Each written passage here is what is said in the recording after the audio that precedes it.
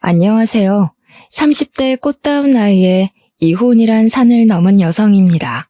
세상에 안 힘든 사람 없다는 거 알지만 그래도 힘들 때면 저는 사연이나 커뮤니티를 꼭 한번 탐방하게 되는 습관이 있어요. 나만 힘든 게 아니라는 걸 확인받고 위로받는 것이 제가 스트레스를 이겨내는 방법이거든요. 그래서 사연을 돌고 돌며 청취하기만 했는데 제가 사연자가 되어볼 줄은 또 몰랐네요. 아마 이번엔 직접적으로 제 처지를 공유하고 동정받고 싶어서 그런가 봅니다. 시간 되시면 제 이야기 한번 듣고 가세요. 저는 한때 결혼 때문에 가슴 벅찼고 한 번도 느껴보지 못했던 행복을 만끽해봤습니다. 평생 홀로 구질구질하게 살 줄 알았던 저를 제 남편이 구제를 해준 셈이나 다름없었는데요. 당시 제 남편은 S전자 기업 사원이었어요. 저는 그냥 닭발집 장사하는 사람이었고요. 제 가게가 남편 기업 주변에 있다 보니 유독 대기업 사람들이 회식 자리로 많이 찾는 곳이었습니다. 가게 규모는 작은 편이었는데 겨우 5테이블 차면 끝이라서 직원은 한 명만 두고 요리랑 서빙 카운터를 같이 운영했어요. 당시 막 시작한 장사라서 맛 보장이 없었을 텐데 유독 제 솜씨가 맛있다며 자주 찾아오는 손님이 있었습니다. 그게 바로 제 남편이었고 남편이 단골로 제 가게를 찾아주는 덕에 굳이 노력하지 않아도 저희는 안면 트고 인사 정도는 나눌 수 있는 사이가 될 수 있었어요. 남편은 제게 가끔씩 유치한 기념일 선물도 주었습니다. 거창한 건 아니었고 어린애들이나 챙기는 화이트데이 같은 거 있잖아요. 회사에서 많이 받았다면서 예쁘게 포장된 사탕이나 초콜릿, 빼빼로 같은 걸 꼭 제게 주곤 했어요. 그날마다 회식을 오기도 했고요. 젊어 보여서 몰랐는데 남편은 부서에서 팀장직을 맡고 있는 유능한 사원이라고 하더라고요. 그건 남편이랑 같이 온 동료분들이 남편을 치켜 세워주며 저한테 자랑해줘서 알게 된 사실입니다. 솔직히 자기 일 열심히 하고 전문적인 사람 보면 매력적이지 않습니까? 게다가 남편이 저를 다정하게 챙겨주기까지 했으니 제 마음이 흔들렸던 건 사실이에요.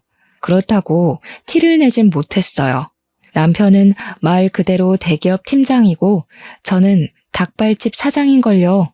제 눈에 훌륭해 보였던 남편은 남편 수준에 맞는 여자와 잘 어울린다고 생각했기 때문에 감히 제가 넘볼산은 아니라고 생각했습니다. 그렇게 저 혼자 남편으로부터 마음의 선을 단단히 긋고 지냈는데 어쩌다가 남편과 결혼까지 하게 된 줄 아시나요? 바로 생각지도 못한 저희 아르바이트생 때문이었습니다. 저랑 같이 일했던 아르바이트생이 한날 돈을 들고 튀어버렸지 뭐예요. 그 아르바이트생은 집안이 가난해서 대학교도 못 가고 아르바이트만 빙빙 도는 친구였는데 군대를 다녀오고 스펙도 없는 상황에서 장사 아르바이트만 뛰며 열심히 살던 친구였어요. 부모님도 돌아가시고 없다고 하더라고요. 처음 그 사정을 들었는데 힘겹게 사는 청년을 보니까 그저 각박하기만 한 세상인 것 같아 어른인 제가 대신 미안해지는 겁니다. 그래서 제가 아르바이트생으로 받아주었어요. 야간 수당에다 주말 수당까지 뭐 하나 빼먹지 않고 챙겨줄 수 있는 돈은 착실하게 챙겨주었습니다. 그 친구도 그만큼 손님에게 깍듯하고 제게도 싹싹하게 잘해주더라고요. 그렇게 이모 조카 사이처럼 6개월간 믿고 같이 일했어요.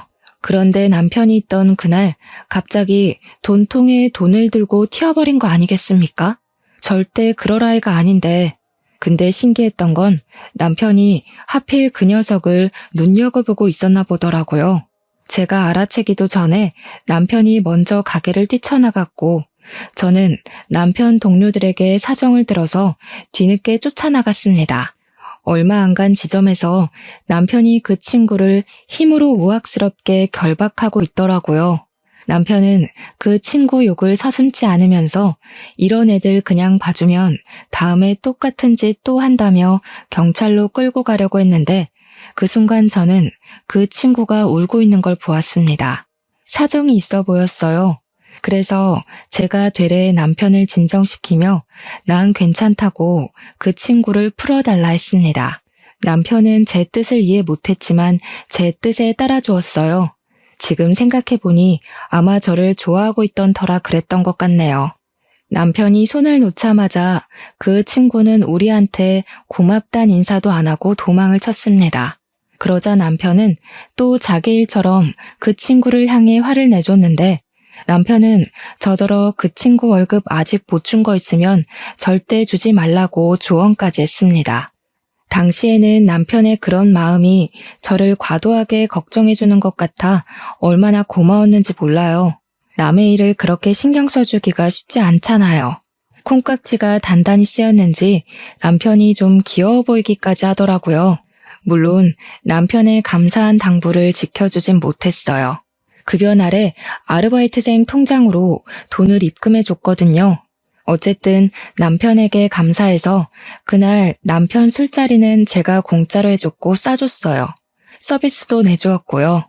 자리가 파했을 때 남편이 끝까지 돈을 주려 했지만 제가 절대 받지 않았는데요. 그러자 남편이 제게 그런 밥을 살 수 있도록 시간을 내달라고 하는 겁니다. 그때부터 저랑 남편의 마음이 같다는 걸 알게 되었고 저희의 인연이 시작되었습니다. 저희는 남편의 청혼으로 만난 지 1년 만에 결혼을 약속하게 됐어요. 근데 제가 청혼을 한 번에 허락한 건 아닙니다. 남편보다 들어오는 수익이 부족했던 저는 모은 돈도 별로 없었어요. 결혼은 같이 하는 거지 누구 하나가 손해보고 시작하면 안 되는 거잖아요. 그래서 청혼을 거절했고 남편에게 돈 좀 모으면 하자고 조심스레 말했습니다. 설마 내가 자기 사정 모르고 프로포즈 했을 것 같아? 내가 다 준비돼 있으니까 그냥 몸만 오라는데도. 정 마음이 안 좋으면 결혼하고 나한테 더 잘해주면 되지. 남편의 결혼하고자 하는 고집은 생각보다 강했습니다. 자기는 결혼에 환상이 있다면서 결혼하고 싶은 여자가 생겼고 서로 마음도 확인했는데 왜 돈 때문에 목표를 미뤄야 하는 건지 이해할 수 없다고 했어요. 제가 미안해서 그러는 거라고 하면 남편은 당연히 미안해할 필요 없다고 받아칠 뿐이었습니다. 할 수 없이 저는 남편의 성의를 받기로 했어요. 그렇다고 진짜 몸만 맡길 생각은 없었기에 결혼하고 생활비만큼은 제가 알아서 해보겠다고 제 나름 남편의 성의에 대해 표시를 했어요. 그렇게 앞으로 행복한 미래만 꿈꿀 거라 생각했던 저의 결혼은 생각보다 첫 고비가 빨리 찾아왔습니다. 남편이 갑자기 해고를 당한 거예요. 이제 식구가 된 마당에 얼마나 충격적인 소식입니까? 근데 또 해고는 예민한 문제라서 막 물어볼 수 없잖아요. 그래서 최대한 남편 아픈 곳은 안 건드리게 조심스레 물어봤거든요. 남편이 난처해하면서 말해줬는데 이유가 음주운전 때문이라네요. 해고 이유를 듣는 순간 맥이 탁 풀려버리더라고요. 회사에 막중한 피해를 입혔다든지 상사랑 무슨 갈등이 있었다든지 남편에게 상당히 속상한 이유일 줄 알았는데 음주운전이라니. 남편 말로는 한 잔만 마셔서 괜찮을 줄 알았대요. 근데 재수없게 음주 단속에 걸렸고 심지어 측정 거부하다가 경찰이랑 실랑이까지 벌였다고 하는 거 아닙니까? 그래서 해고를 당했다고 했어요. 남편이 100번 1000번 잘못한 일이고 저도 그 소리 듣고 남편을 많이 나무랐습니다. 그런데 한편으로는 음주운전이 잘못인 거 아는데 힘들게 입사한 대기업에서 음주운전 한 번 했다고 막 해고를 시켜버리는 건지 순응하기가 싫더라고요. 저도 당시엔 심장이 벌렁거려 그런 아니란 생각을 했던 것 같습니다. 어처구니 없는 일은 이뿐만이 아니었어요. 남편이 주로 우편물 오면 확인을 하고 버릴 건 버리고 했기 때문에 저는 우편물을 일체 신경 쓰지 않았어요. 제가 신용카드를 쓰는 것도 아니고 딱히 제 앞으로 올 만한 건 없었거든요. 그래서 그동안 몰랐는데 남편이 늦잠을 자던 날 저는 출근 준비를 하던 시간이었거든요. 주방을 들락날락 하는데 식탁 밑에 우편물 하나가 떨어져 있더라고요. 보니까 건강보험 자격에 관한 내용이었습니다. 남편이 제 밑으로 건강보험이 이전됐더라고요. 그건 일을 그만뒀을 때 오는 거잖아요. 남편이 해고당해서 일을 안 하고 있으니 건강보험이 내 밑으로 들어오겠다 생각은 했었어요. 근데 문제는 날짜라는 겁니다. 날짜가 남편이 해고된 날의 일자가 아니었어요. 남편의 보험 자격 상실 시기가 우리 결혼식 날짜보다 일주일 전으로 기재되어 있더라고요. 이게 어떻게 된 사실인가 싶어서 늦잠 자는 남편을 깨워 추궁을 했어요. 남편은 뭉구적거리며 일어나더니 우편물을 보고는 정신을 번쩍 차렸습니다. 자고 일어나서 그런지 변명을 생각할 정신도 없었나 봐요. 다짜고짜 제 앞에 무릎을 꿇으면서 잘못했다고 사과를 하는 게 아니겠어요? 사실은 남편이 결혼 전에 해고가 된 것이 맞고 자기가 이 사실을 밝히면 제가 결혼을 물을까봐 숨겼다고 하더라고요. 그동안 제가 차려주는 아침을 먹고 일을 나간 것도 출근하는 척이었대요. 어쩐지 다시 생각해보면 남편이 재택근무도 자주 하고 매일 늦잠을 자긴 했었어요. 제가 대기업 사정까진 잘 몰라서 그땐 남편이 그냥 정말로 자유롭게 재택근무를 많이 할 수 있는 좋은 회사를 다니고 있구나, 그렇게만 생각했습니다. 누가 해고당해서 출근하는 척 연기를 하고 있는 줄 알았겠습니까? 그런 거짓말을 할 거란 상상도 못했는걸요. 순간적으로 열이 확 오른 저는 남편에게 끝내 솔직하게 말했어야지 라고 하면서 처음으로 성질을 냈습니다. 남편이 더 기가 죽어서는 고개를 아예 못 들더라고요. 제가 마음이 참 약한 사람이거든요. 화가 나는 건 화가 나는 거고 남편이 주눅 들어있는 모습을 보니까 저한테 말 못하고 혼자 끙끙 앓으며 마음고생한 게 안타까운 거 있죠. 그리고 이미 저는 결혼을 해버렸고 결혼이 장난도 아닌데 결혼한 지 얼마나 됐다고 바로 이혼을 하겠습니까? 그래도 남편이 나쁜 마음으로 제게 숨긴 것은 아닌데다가 저 몰래 새 일자리를 찾고 있었다길래 일단은 한번 봐줬어요. 그렇게 고비를 잘 넘겼다고 생각했습니다. 그리고 다음 날부터 제가 좀 바빠졌어요. 남편이 일을 구하기 전까지는 일단 제 수익으로 저희 살림을 완전히 해결해야 되잖아요. 원래부터 생활비는 제 몫이었으니 감당할 수 있었는데 그 외에 부수적인 돈까지 전부 제 돈으로 해결을 해야 되니까 좀 많이 버거울 것 같더라고요. 그래서 저는 원래 오후부터 장사를 했던 걸 늘려서 오전부터 시작을 했고 배달은 가까운 곳만 했는데 이젠 업체를 신청해 넓게도 운영하였습니다. 그 덕에 제 가게는 생각보다 빨리 성장했어요. 5테이블 규모로는 적어서 가게 이전까지 필요했을 정도였죠. 저랑 남편은 활기를 갖고 같이 부동산 알아봤습니다. 남편이 대기업 다녔던지라 똑똑해서 중개사 말장난에 놀아나질 않더라고요. 참 듬직했어요.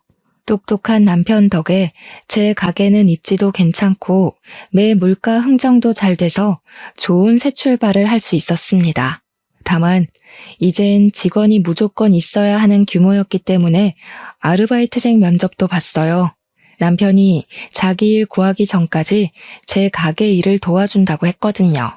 그래서 아르바이트생 뽑는 것부터 가게에 드릴 물품까지 남편이 꼼꼼하게 확인하고 주도해 주었습니다. 그렇게 시작한 장사는 규모를 참 잘 키웠다고 생각할 만큼 잘 되었어요. 일손 부족했는데 남편의 존재가 특히 제게 도움이 많이 되었습니다. 데뷔를 빨리 했기 때문인지 저희는 남편이 백수인 것에 비해 궁핍은 쉽게 피해갈 수 있었어요. 그건 제가 월급쟁이가 아니었던 덕이 컸을 겁니다. 저는 혹시라도 우리 부부 살아가는 데에 경제적 고충이 따를까봐 일을 쉬지 않고 출근했어요. 하루쯤은 쉬어도 된다는 남편의 걱정에도 불구하고 늘 제가 직접 직원들과 음식들, 손님들까지 정성스레 신경을 썼습니다. 역시 사람은 무리를 하게 되면 병이 나기 마련이더라고요. 한날 아침 일어났는데 몸에 열이 펄펄 난 거 있죠. 아마 일도 바쁜데 이번에 잘해주던 주방 이모가 그만두는 바람에 제가 요리까지 뛰어서 더 병이 난 것 같았어요. 남편이 놀라서 얼른 저를 병원에 데려다 주었고 빨리 주방 일하는 사람부터 뽑으라고 걱정 섞인 잔소리를 했습니다. 오늘은 제발 내 말 좀 들어라. 나는 네 남편이잖아. 너만 내줘 해? 나도 외조 좀 하자. 내가 가게 봐주는데 뭐가 그렇게 걱정이야. 당신이 그랬잖아. 나 부사장 자격이나 마찬가지라고. 오늘은 무조건 집에서 쉬어. 그래야 앞으로 또 힘내서 일하지. 남편 말이 맞다고 생각했어요. 앞으로를 위해서 굳이 아픈 몸까지 이끌고 나가 저를 혹사시킬 필요는 없다고 봤습니다. 또 부부가 왜 부부겠습니까? 서로 돕고 기대라고 만들어진 관계가 아닙니까? 그렇게 저는 남편 존재의 소중함을 느끼며 그날 하루는 남편에게 가게를 맡겼습니다. 덕분에 오랜만에 쉬었던 저는 고작 하루 쉬었을 뿐인데 배터리가 충전된 느낌이었어요. 출근하면 힘든 건 마찬가지였지만 그래도 다시 기운내서 일할 수 있었습니다. 다 남편 덕분이라고 생각했어요. 그날 고생한 남편을 위해서 제가 지갑도 하나 사주었습니다. 그런데 남편이 제 선물을 받고도 좀 떨떠름해 하더라고요. 저희는 부부니까 표정만 봐도 기분을 눈치챌 수 있잖아요. 남편한테 무슨 안 좋은 일 있냐고 물었거든요. 그러자 남편이 마치 제가 물어봐 주길 기다렸다는 듯이 냉큼 얘기를 하는데 갑작스럽게 뱉는 그 말이 기가 찼습니다. 자기가 여태까지 대기업 일하면서 오전부터 야근에다 주말에도 필요하면 출근을 했어야 했대요. 대학 졸업하고 바로 취직이 된 거라서 졸업 후로 한 번도 쉬어본 적이 없다는 겁니다. 그러면서 마지막에 하는 말이 진짜 하고 싶은 말이었던 것 같은데 갑자기 여행을 다녀오겠다고 하는 거 아니겠어요? 여행? 가게는 어쩌고 뜬금없이 여행을 가? 자기 쉬고 싶은 거 알겠는데 지금 우리 가게 사정 알잖아. 주방 이모도 아직 못 구해서 일손 정말 부족해. 솔직히 내가 많이 봐줬잖아. 그리고 가게가 당신 거지 내 거야? 나 진짜 이대로 안 쉬고 평생 일만 하면 우울증 올 것 같아. 딱 한 달만 쉬고 싶어. 나도 가게 시작하면서 한 번도 쉰 적 없어. 누군 안 놀고 싶어서 가게에 붙어 있어? 여행은 무슨 여행이야. 철없는 소리 좀 하지 마. 아, 진짜 너는 꼭 이런 식이더라. 돈돈거리지 좀 마. 사람이 돈 때문에 사냐? 살 만큼만 벌면 되는 거지. 뭐 얼마나 떼부자 되려고. 솔직히 네가 이렇게 돈에 혈안돼 있는 거 볼 때마다 내가 더 숨 막히거든? 제발 사람 좀 살자, 어? 불과 얼마 전까지만 해도 남편은 에너지 방전된 제 건강 상태를 걱정하며 남편 노릇을 톡톡히 해준 사람입니다. 그런데 그 사이 별일도 없었는데 갑자기 여행 타령은 뭐며 느닷없이 저한테 투정 아닌 투정을 부리는 걸까요? 그날 저는 남편의 의사를 못 들은 채로 치부하며 거절했어요. 여행도 상황 봐가면서 해야 되잖아요. 돈 버는 사람 따로 있고 돈 쓰는 사람 따로 있나요? 안 그래도 주방 이모가 일당백이라서 매출에 지장이 갈까봐 새로운 주방 이모를 뽑기까지 스트레스를 많이 받고 있는 상태였단 말이에요. 자영업 하시는 분들은 아시겠지만 요즘 사장도 하루 종일 서서 요리하고 서빙하고 그러니까 퇴근하면 정말 뻗어버리는 수준이거든요. 매출이 잘 나와도 몸이 힘드니까 사람이 금방금방 피폐해지고요. 제가 또 언제 몸병이 날지 모를 상황인데 이 와중에 남편은 한 달을 자리 비우겠다고 하니 오히려 더 배로 스트레스 오는 거 있죠. 남편이 꼴 보기 싫기까지 하더라고요. 그래서 네 돈으로 가겠다면 안 말린다고 해버렸어요. 남편 돈 없는 거 누구보다 제가 제일 잘 알거든요. 당연히 기분 상해서 토라져 있다가 다시 가게 나오겠지 생각했는데 제 판단은 완전히 오산이었습니다. 남편은 신이 나서 종일 휴대폰만 붙들고 다녔고 진짜 동남아 여행을 한 달 동안 갈 계획까지 다 세워서 비행기 표도 예매하더라고요. 아주 속전속결이었죠. 그 모습을 보는데 얼마나 맥 빠지고 할 말이 없던지 그냥 체념해버렸어요. 저도 남편 없으면 밥은 안 차려줘도 돼서 나름 신경 하나를 덜 수 있는 셈이긴 했거든요. 한 달 동안 옆에서 스트레스 주는 사람 줄었다고 나름 좋게 생각하려 했습니다. 어차피 제 돈도 아니니까요. 그렇게 한 달이 지났고 한 달 동안 정말 먼저 연락도 안 한 남편이 귀국을 했어요. 여행을 다녀온 남편은 제게 반갑다는 기색도 딱히 없었고 그저 가게 요즘 어떠냐고 묻는 게 다였습니다.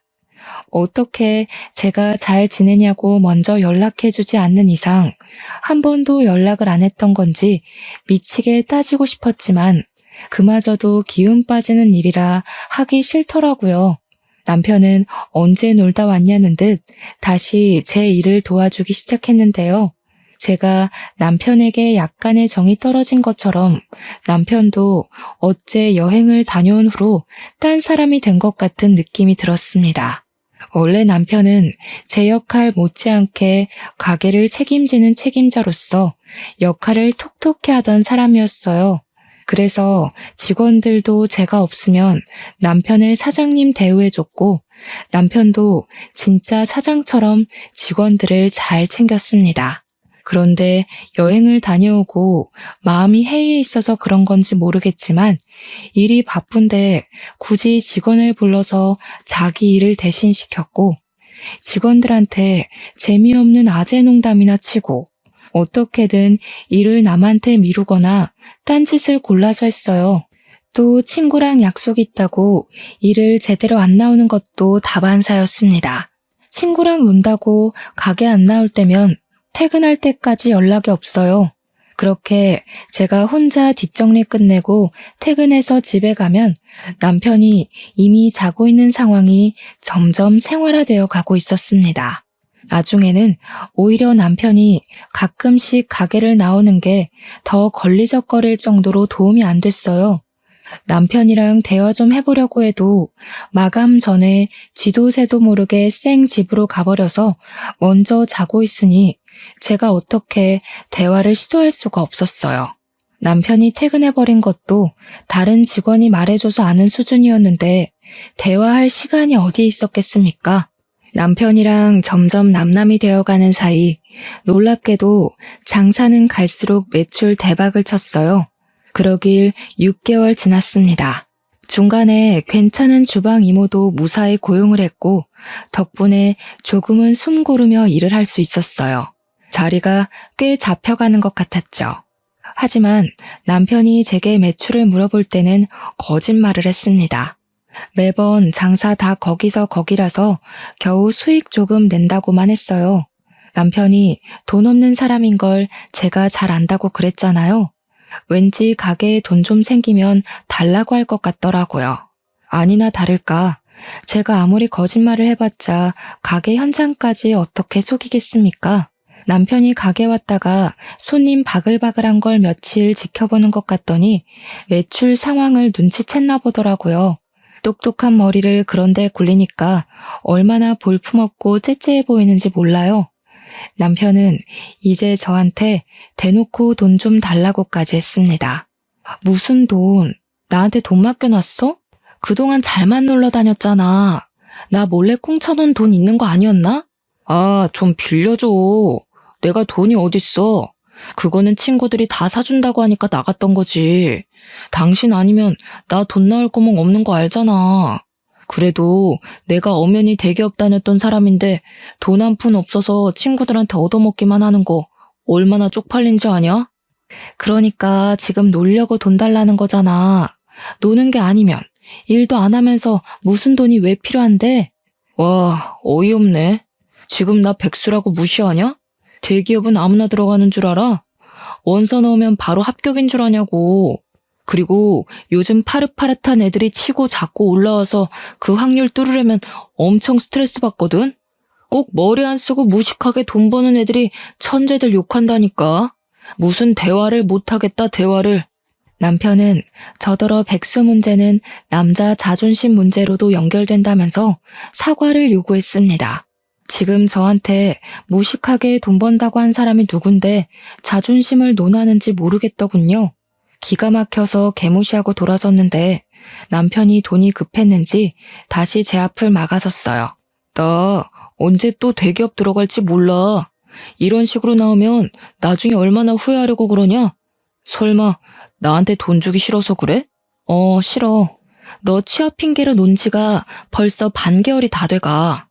나 믿고 계속 놀고 먹을 심상 같은데 나 당신 마누라지 네 엄마 아니야. 일 안 할 거면 혼자 손가락 빨아야지. 그리고 똑똑한 사람이 왜 자꾸 무식하게 번 돈을 탐내냐? 나가서 똑똑하게 벌어서 똑똑한 돈 쓰던가. 머리가 안 되면 몸뚱이라도 멀쩡해야 되는데 어째 더 쓸모없어서 안타깝네. 남편은 제 말에 자존심 상해서 토라졌고 저더러 돈 번다고 유세 떨지 말라 소리쳤습니다. 그러면서 우리 결혼할 때 돈 없는 나를 위해서 집이랑 차까지 다 자기가 해오지 않았냐고 하더라고요. 물론 남편이 제 생각해서 집도 차도 해줬죠. 그래서 그게 완전히 제 건가요? 집도 남편 명의로 되어 있고 차도 내가 운전을 못해서 자기 혼자 타고 다니는 주제에 마치 저를 위해서 전부를 바친 것처럼 말을 하는 게 웃겼습니다. 당시 집이랑 차로 청혼을 받았을 땐 그렇게 낭만적이라고 생각했는데 현실을 제대로 알고 보니까 제가 확실히 콩깍지에 눈이 가리긴 했더라고요. 어쨌든 더 이상 집과 차에 감흥이 없어서 남편한테 있는 그대로의 감정을 말했더니 이젠 남편이 저더러 양아치라고 욕을 하기 시작했어요. 솔직히 집이랑 차는 내 돈이 아니면 부모님 돈으로라도 대줘야 하는 거야. 근데 그거 내가 다 봐줬잖아. 이제 와서 명의 얘기를 한다고? 그 말은 지금 집이랑 차가 갖고 싶다는 거야, 뭐야? 누가 그렇대? 네가 집이랑 차 다 네 거라고 하는 것처럼 나도 생활비랑 용돈 다 내 거라고 말하는 건데 우리 집 돌아가는 수익 전부 다 내 거잖아. 근데 내가 왜 당신한테 돈을 줘야 되냐는 거지. 집 있고 차 있는 양반이 내 돈까지 탐내려고? 부부끼리 네 거 내 거 따지는 인간들 보면 진짜 밥맛 떨어졌는데 그 밥맛이 내 옆에도 있었네. 우리 부모님이 너 착한 줄 알고 얼마나 좋아했는데 진짜 실망이다. 저희는 일 때문에 서울에 살았는데 시부모는 원래 시골 사람이라서 내내 시골에만 계셨어요. 남편이 대기업 들어가는 덕에 시부모가 아들 잘 키웠다고 그렇게 좋아했고 며느리인 저를 보고도 항상 좋은 처자가 아들 옆에 붙었다며 잘해주셨던 분들입니다. 저희가 시댁에 방문하면 늘 제 입맛에 맞춰서 음식을 준비해주기도 했어요. 그래서 저도 시부모가 좋아서 참 잘 따랐고 명절마다 늘 시댁에 먼저 들려 인사한 뒤 친정을 내려갔습니다. 시댁에 드린 용돈도 친정에 주는 만큼 제가 항상 따로 챙겨줬어요. 그때마다 시부모는 꼭 10만 원씩 다시 돌려주곤 했습니다. 며느리가 좋아서 주는 용돈이라면서요.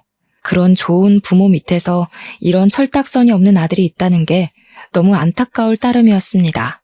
남편은 그날로 제게 돈을 못 받아가 근 2주를 삐쳐 있었어요. 진짜 대단하지 않습니까? 근데 더 대단한 건 토라진 걸 표시라도 하고 싶었는지 자기 집이니까 집주인 마음대로 할 거라고 제 베개랑 여분 이불을 방문 밖에 내놨더라고요. 퇴근하고 왔는데 굉장히 황당했습니다. 저희 집은 3룸이라서 하나는 방, 하나는 드레스룸으로 쓰고 있었어요. 마땅히 잘만한 방이 없어서 저는 할 수 없이 거실 소파에서 잤습니다. 남편이 삐쳐있는 기간 동안 말이죠.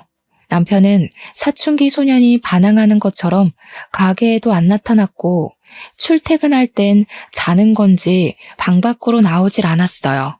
부부가 한 지붕 아래 사는데도 서로 얼굴 잘 못 보고 살았습니다. 제가 돈을 안 줬으니 돈이 없어서 더 이상 남편이 외출은 못하고 있는 줄 알았는데 그건 또 아니더라고요. 어쩔 땐 새벽에 퇴근하는 저보다 늦게 들어올 때가 있었어요. 그러든가 말든가 저를 투명인간 취급하는 사람에게 저도 똑같이 무시해주며 지냈을 뿐입니다. 그러던 어느 날이었어요. 출근하려고 신발장을 나갔는데 처음 보는 남자 구두가 한 켤레 있더라고요. 남편한테 분명 돈이 없을 텐데 왜 새 것인 남자 구두가 있는 건지 몰랐습니다. 신발장을 열어보니까 처음 보는 신발이 구두 말고도 몇 개 더 있더라고요. 솔직히 돈도 없는 양반이 어디서 돈이 나서 저런 걸 샀나 궁금하잖아요. 그래서 우리 사이의 침묵을 깨기 위해서 제가 먼저 안방 찾아가 노크를 했습니다. 근데 남편이 아직 자고 있는 건지 반응이 없더라고요. 방문도 잠겨 있었어요. 저는 출근 시간 때문에 할 수 없이 추궁은 뒤로 미뤘고 가게로 갔습니다. 저희 가게는 저녁부터 피크라서 오전이랑 낮에는 거의 배달만 있었는데요. 그날도 매장이 조용하고 평범했던 날이었어요. 제가 한참 남편 새 신발 생각 때문에 정신 팔려 있을 무렵 손님이 들어왔는데 반사적으로 인사를 하려는 그때 저는 들어온 손님을 한참 쳐다보는 실례를 저질렀습니다. 안녕하셨어요, 사장님. 저 기억하실지 모르겠는데 희성이에요. 사장님 닭발집에서 돈 훔쳐갔던.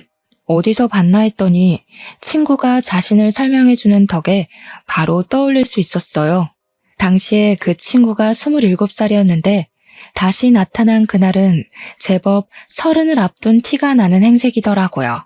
일단 저는 너무 놀라고 반가워서 얼른 그 친구한테 쫓아가 인사를 했습니다.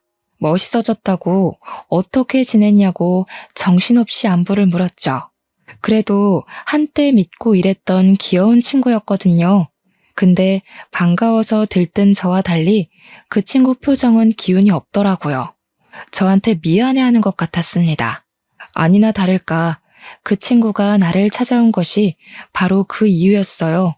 저한테 과거의 자기 실수를 사과하면서 그때 훔쳐간 돈을 갚으러 왔다고 봉투를 주더라고요. 저 중소기업 무역 쪽에 취직했어요. 다 사장님 덕분이에요. 꼭 취업해서 갚으려고 사장님 생각만 하면서 공부했더니 학벌 없어도 제 깡이랑 자격증 보고 합격시켜 주더라고요. 너무 잘된 일이라고 생각했습니다. 진심으로 축하를 해주었고 마치 제 조카가 취업을 한 것처럼 기특했지만 그건 그거일 뿐이었어요. 차마 그 친구가 주는 돈은 받을 수가 없겠더라고요. 바로 거절을 했더니 그 친구도 의지를 굽히지 않고 계속 돈을 내밀었습니다. 너 사정 어려운 거 알고 그냥 보낸 거야. 네가 나쁜 애 아니라는 것도 알고 있었고 또 날 안 잊고 이렇게 사과하러 와줬잖아. 그걸로 이미 다 갚은 거지. 그래도 그 친구가 제게 죄책감을 갖고 있는 것 같아서 그 봉투를 받았어요. 그리고 다시 그 친구에게 돌려주면서 취업 축하 용돈이라고 했습니다. 그러니까 그 친구가 참고 있던 눈물을 보이더라고요. 부모 형제 없이 얼마나 이악 물고 컸을까 싶어 제 마음이 다 아팠어요. 일단 저는 이 기특한 친구에게 밥 한 끼 대접하려고 그 친구를 한쪽에 앉히고 직원들에게 식사 준비를 부탁했습니다. 그리곤 그간의 안부를 나누게 되었는데요. 한참 얘기하다 보니 그날 소매치기 사건까지 얘기하게 돼버렸어요. 자연스레 남편도 언급이 되었죠. 제가 그 친구에게 그때 널 붙잡았던 남자랑 결혼하게 되었다고 했더니 놀랄 줄 알았는데 의외로 무반응이더라고요. 근데 놀랍게도 그 이유가 다 있었어요. 그 친구는 무반응이었던 게 아니라 난감해서 입을 다물고 있었던 것이었습니다. 잠깐 고민하는 것 같더니 저한테 자기 폰을 건네더라고요. 그리곤 뜬금없이 여러 가지 동영상을 보여줬어요. 하지만 그 안의 영상은 전혀 뜬금없는 것이 아니었고 제 인생의 가장 큰 고비로 찾아오게 되었어요. 영상 안에는 남편이 있었습니다. 남편 옆에는 웬 여자가 있었는데 그 여자는 다름 아닌 과거에 저희 가게를 그만둔 주방 이모지 뭡니까? 둘은 사이좋게 팔짱을 끼고 있었고 동영상 끝자락엔 두 사람이 모텔 들어가는 모습이 찍혀 있었습니다. 이미 이것만으로도 저는 남편에게 모든 믿음이 바닥나 버렸어요. 근데 그 친구가 뭘 하나 더 보여주더라고요. 녹음 파일이었는데 들어보니 그 친구는 우리 가게를 처음 온 게 아니었습니다. 하필 제가 아팠던 날 왔던 것 같아요. 녹음 파일 안에서는 우리 가게 직원 목소리가 들렸는데 계산하는 상황 같았습니다. 근데 그 친구가 큰 목소리 말고 주변 소음을 집중해서 들어보라고 하더라고요. 그랬더니 놀랍게도 남편 목소리가 겹쳐 들렸어요. 녹음 날짜를 확인했는데 역시나 제가 아팠던 날이 맞았습니다. 저는 진정이 안 되는 심장을 부여잡고 좀 더 녹음 내용을 자세히 들어보았어요. 거기서 완전 기가 막힌 사실을 알게 되었습니다. 남편이 매니저 직원한테 현금 좀 빼가 갔다는 말이 들렸고 매니저는 잔돈이 모자라서 안 된다고 실랑이를 벌이고 있는 중이었어요. 그 친구는 저한테 인사를 하러 온 거였는데 그때 저는 가게에 없었고 과거에 자기를 붙잡았던 그 남자만 있다는 걸 알았다네요. 그래서 다른 직원한테 조심스레 남편과 저의 관계를 물어본 후에야 부부 사이인 걸 알았다고 했습니다. 그 친구 눈에 남편의 태도나 행실이 불량해 보였나 봐요. 그 친구는 그날 계산하면서 몰래 녹음을 해야 할 것만 같았고 끝내 현금을 빼간 남편을 몰래 쫓았다고 했습니다. 그렇게 얻어 걸린 게 남편이랑 주방 이모가 모텔 앞에서 만나는 장면이었다고 했어요. 그러니까 남편은 그날 내 가게에서 모텔비를 챙겨 주방 이모랑 놀았던 겁니다. 그 친구한테 이런 모습 보인 게 창피하지만 덕분에 제가 앞으로 어떻게 행동해야 될지 감이 잡혀서 고마웠어요. 보답은 나중에 진정이 되면 다시 만나서 해주기로 했고 일단 급하게 증거물을 받았습니다. 그렇게 저는 근무 중간에 처음으로 퇴근을 했어요. 제 전화도 안 받는 남편을 속으로 쌍욕하며 바로 집에 갔는데 미치고 팔짝할 노릇이 저를 기다리고 있더라고요. 마치 저더러 수많은 증거를 갖고 위자료 챙기라고 하늘이 도와주는 듯 했습니다. 제가 집 안에 들어가니 신발장에는 처음 보는 여자 신발이 있었어요. 이미 불륜이란 걸 알고 왔지만 직접 보니까 순간 심장이 덜컥 내려앉더라고요. 그래도 그 흥분감이 저를 더 미치게 만들어줬던 것 같아 오히려 도움이 되었습니다. 집 안으로 더 들어가 보니까 안방에서 웃고 떠드는 소리가 새어나오더라고요. 자기 집이라고 자기 마음대로 여자까지 들이는 남편한테 순간 화가 났습니다. 이럴 거면 마누라라는 게 왜 있는데요? 평생 혼자서 여자 갈아치우며 살다가 고독사 해버리지. 제 눈에 잡힌 이상 저는 일단 그들과 곱게 마주보고 대화하기 싫었습니다. 어떻게든 눈물을 쏙 빼놓고 싶어서 서둘러 주위를 둘러봤고 신발장에 소화기를 발견했어요. 핀을 빼고서 소화기를 들고 가 방문을 열었죠. 둘이 침대 위에서 나란히 누워 휴대폰으로 놀고 있길래 그대로 가서 소화기를 분사해줬습니다. 허우적거리는 둘을 쫓아다니면서 가루범벅으로 만들어버렸어요.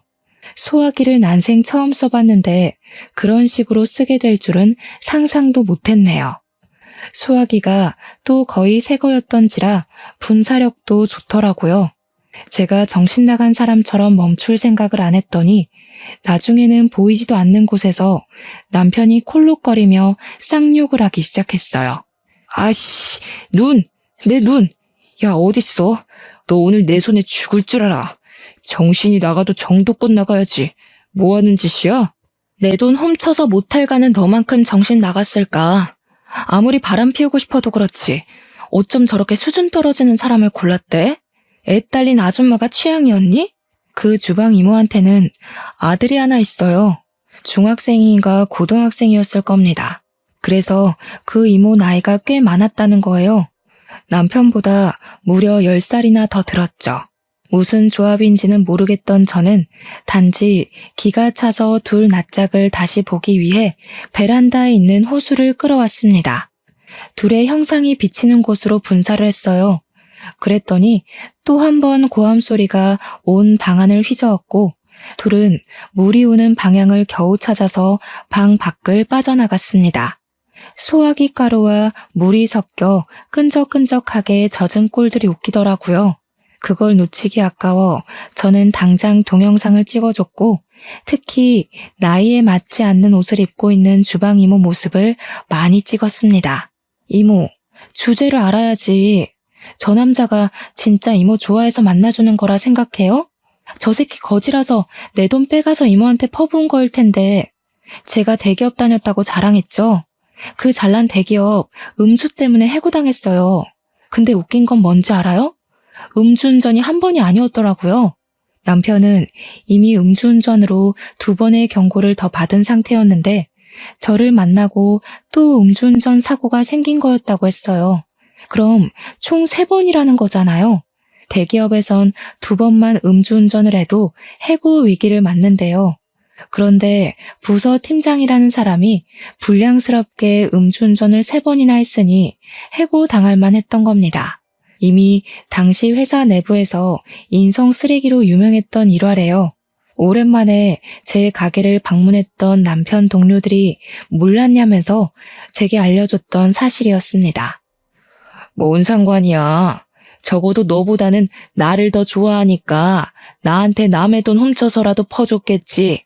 세상 참 긍정적으로 살아서 좋겠어요. 아들한테 큰 도움이 될 것 같네요. 이런 천박한 짓 하고도 아들한테 평생 숨길 수 있을 거라 생각한 건 아니죠? 앞으로 아들은 어쩌나? 엄마 때문에 학교 힘들게 다니겠네. 저는 동영상을 끊고 남편한테 이혼 소송하겠다 통보도 해줬습니다. 너한테 겨우 있는 집이랑 차, 그거 내 거 만들어줘서 고마워. 위조를 받아서 내가 더 좋은 집이랑 좋은 차 살게. 그래도 네 덕분에 나 면허 따겠다. 땡큐. 남편은 얼굴에 이물질을 닦아내면서도 제 말을 듣긴 한 건지 순간 저를 향해 손에 집히는 대로 물건을 던지기 시작했어요. 다행히도 눈에 뵈는 게 없어서 그런지 아직도 기침을 하면서 조준을 잘 못하더라고요. 야, 그럼 내가 일해줬던 돈이라도 내놔. 떼먹으면 마누라고 뭐고 바로 노동청에 신고할 거야? 저런 머저리 같은 게 뭐 훌륭해 보인다고 좋아했는지 모르겠다. 대기업 다녔다는 사람이 가족 사업엔 근로신고 안 되는 것도 몰랐냐? 근로기준법에도 이따위 무시가. 그러니까 네가 술 먹고 해고나 되는 거야.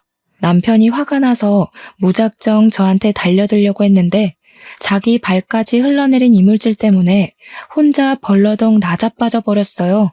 그건 똑같은 불륜이라고 주방 이모마저 미끄러져 비명 지르고 난리더라고요. 제가 자기 아들한테 불륜 사실 밝힌다고 하니까 성급하게 저를 덮치려다가 넘어진 거였어요.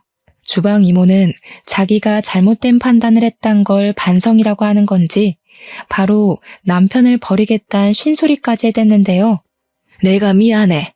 제발 우리 아들한테만 말하지 마. 내가 뭐든 다 할게. 네가 시키는 거면 개똥도 퍼먹을 수 있어.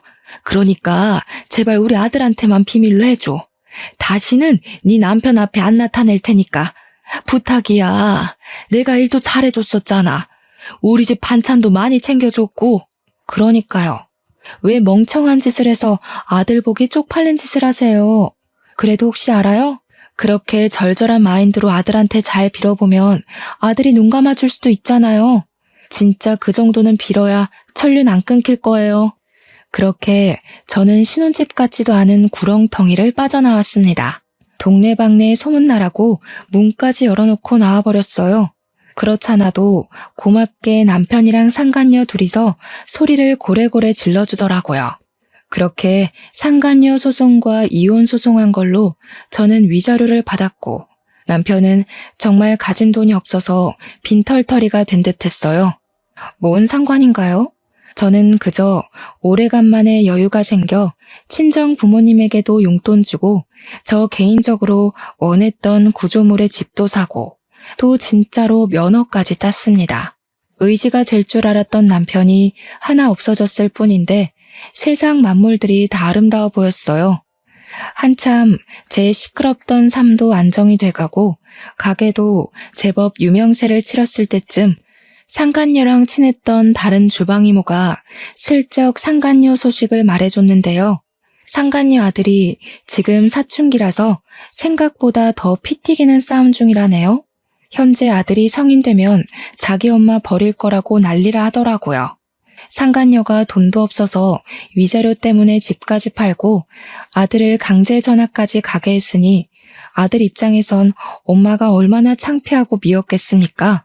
다 자기 업보겠죠. 남편은 더 이상 집도 없고 돈도 없으니까 본가에 내려가 지내는 것 같았어요.